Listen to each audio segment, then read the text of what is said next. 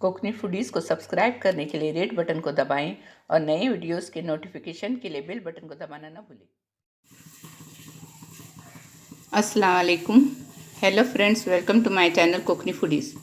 आज मैं आपको सूखे खोपरे की लाल सूखी चटनी बनाने का तरीका बताने जा रही हूँ। जिसके लिए मैंने 50 ग्राम सूखा खोपरा खींच कर ली हूँ और ये 7 लहसुन की पंखुड़ियाँ हैं, 1 टीस्पून लाल मिर्च पाउडर है, टेस्ट के मुताबिक नमक है और पाव चम्मच जीरा है। अब ये खोबरा हम भून कर लेंगे। मैंने गैस ऑन किया है, इस पर फ्राई पैन गर्म हो गया है। अब मैं खोबरा डालकर थोड़ा हल्की आंच पर भून के लूँगी।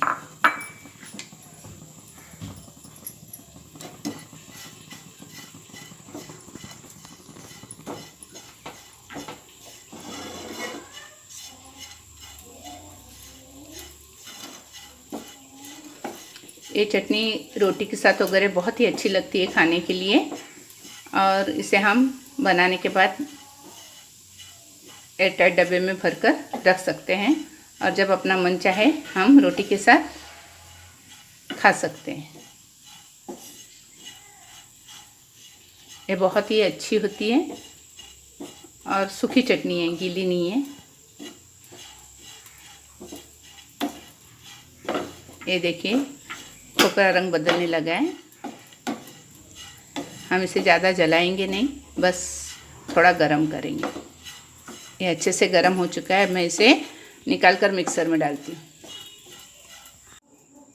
अब मैं इसमें जीरा, लहसुन, लाल मिर्च पाउडर और नमक डालकर इसे मिक्सर में बारीक करूँगी।